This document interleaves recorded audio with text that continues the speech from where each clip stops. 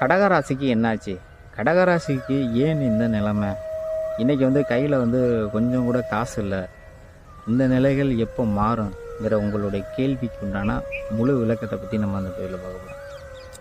பொதுவாக கடகராசி வந்து பார்த்திங்கனாக்கா எதுக்கெல்லாம் அதிபதினு பார்த்தீங்கன்னா எலக்ட்ரானிக்கல், அதாவது ராஜ்ய அதிபதியை விட்டுருவோம்.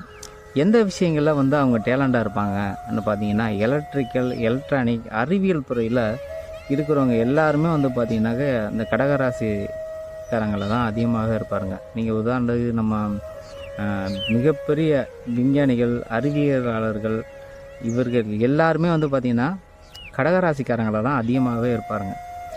இன்றைக்கி 2024 சில கஷ்டங்கள் வந்து அவங்களுக்கு இருக்குது. இந்த நிலைகள் வந்து ஏன் எப்போ மாறுங்கிற கேள்விகள் வந்து நிறைய பேர் நிறைய சந்தேகங்கள் வந்து உங்களுக்கெல்லாம் இருக்குது. ஏன்னா ஷார்ட்